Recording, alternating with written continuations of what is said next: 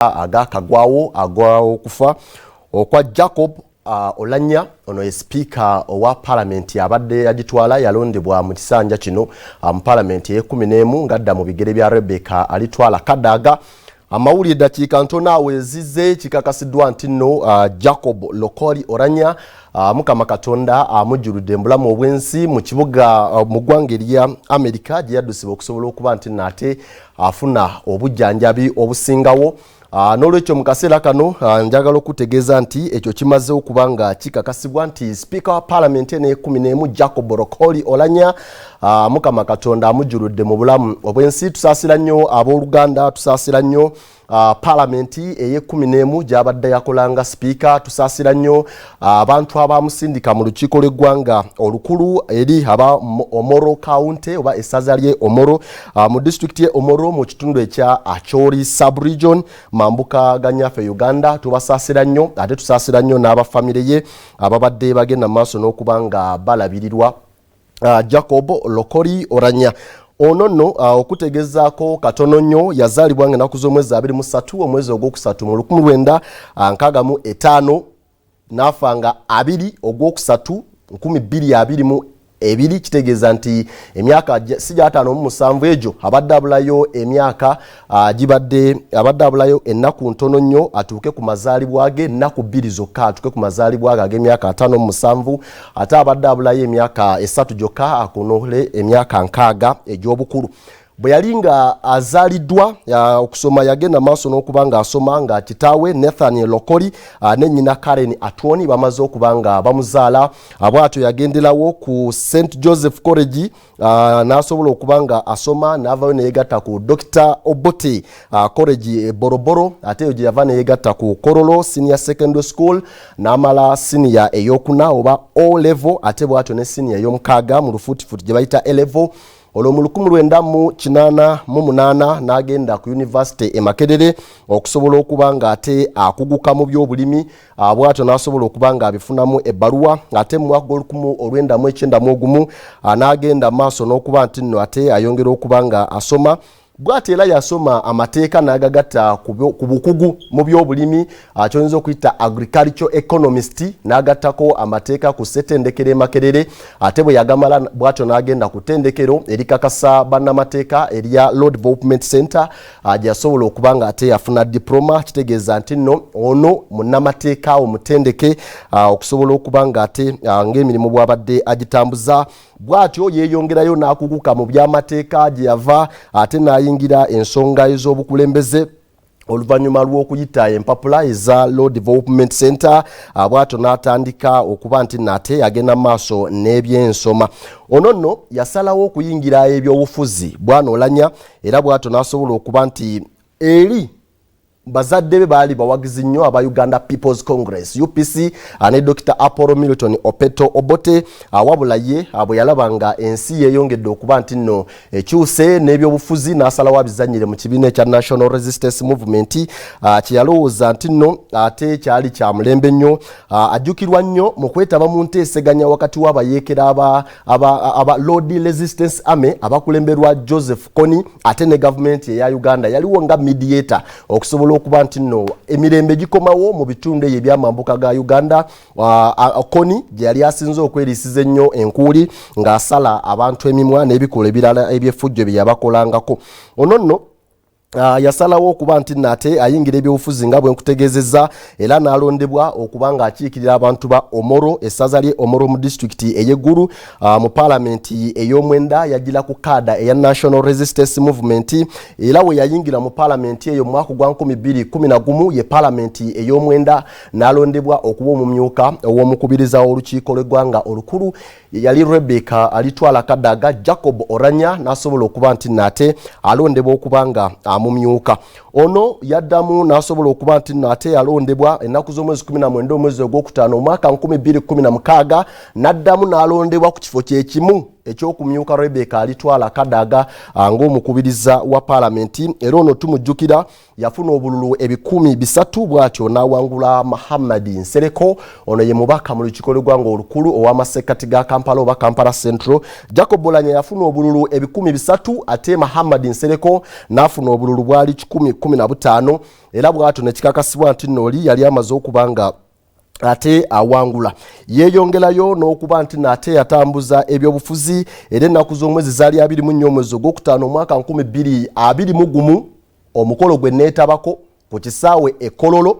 Jacob Rokoli Oulanyah n'asobola okuba nti nate alondebwa nga sipiika oba omukubiriza owa Palamenti eno eye-11 yawangula Rebecca alitwala Kadaga ate ne Ibrahim Ssemujunganda omubaka wa municipali ey'Ekira mu kalulu akaali ak'amaanyi. Rokoli Oulanyah yafuna obululu 310 ate era Kadaga n'afuna obululu 197.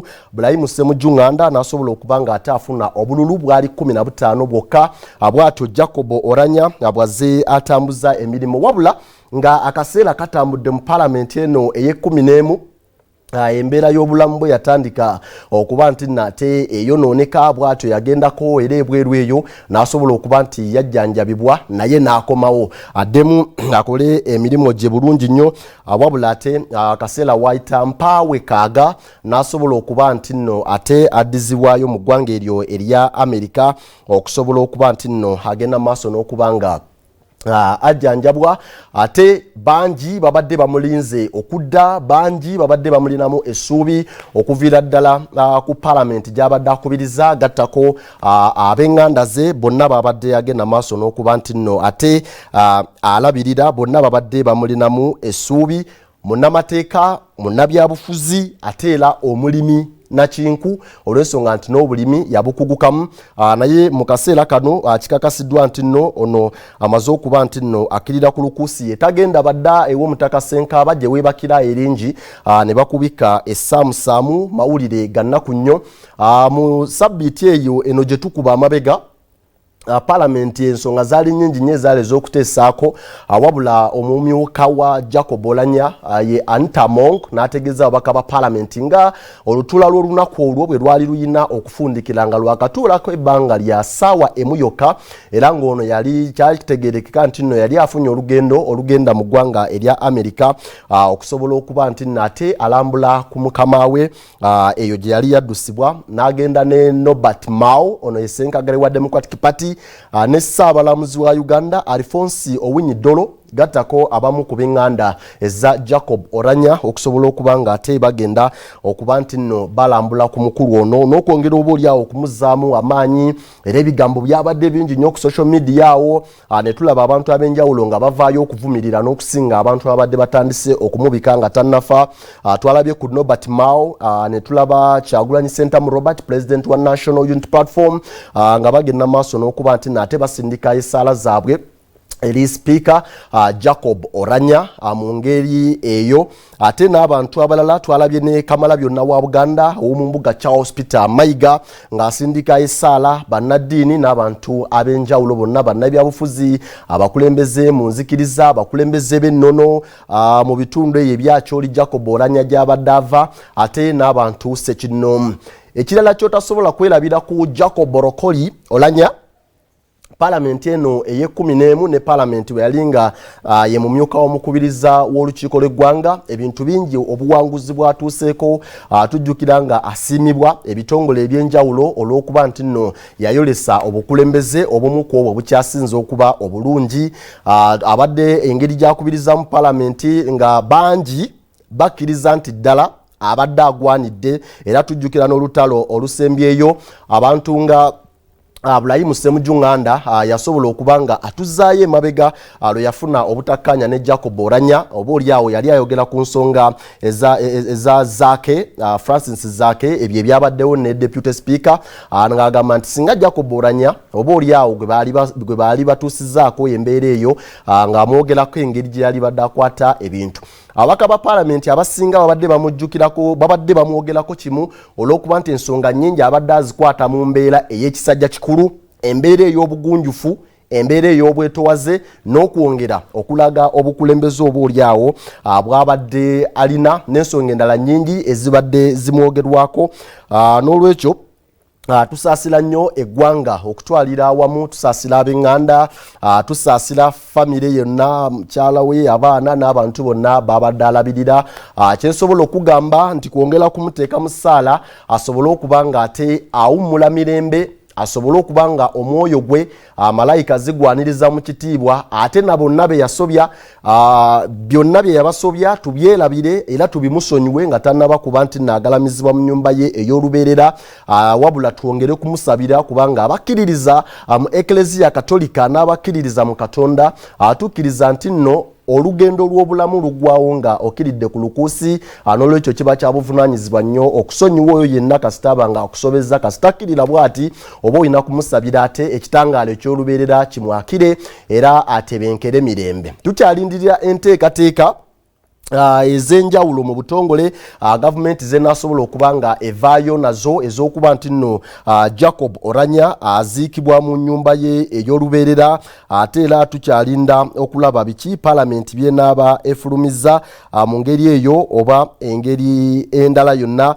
Nkyagezaako okunoonya wano gavumenti yino, Government of the Republic of Uganda mu butongole nga emubika, era tulaba wano General Yoweri Habulwa Museveni yataddeko omukono omukulembeze w'eggwanga Uganda, ate era ye chairman owa National Resistance Movement Jacob Oulanyah ekibiina ky'ebyobufuzi kyabadde akkiririzaamu akaseera ke.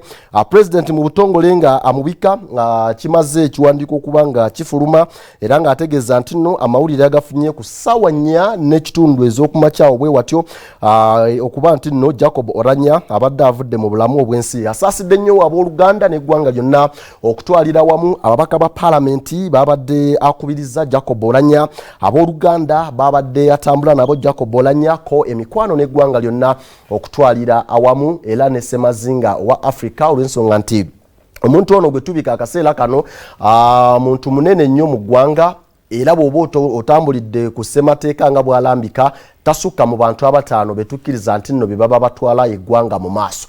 Nze Sesanga Batte njagala nkuleke akaseera kano enteekateeka endala eza telefinals kutwale mu maaso ebinaaba bisingawo byonna tugenda kuba tubifuna mu mawulire gaffe ag'essaawa emu oba olyawo singa wanaabeerawo n'ekirala ekinaaba oba olyawo kiguddewo nga twetaaga okukibategeeza wetuli okusobola okuba nga tukibategeeza nga bwe tulinda enteekateeka Palamenti ne gavumenti ze banaafulumya okusobola okuba nti nno ate tutegeera biki ebinaddako eri Jacob Oulanyah abadde omukubiriza wa Palamenti eno eye11.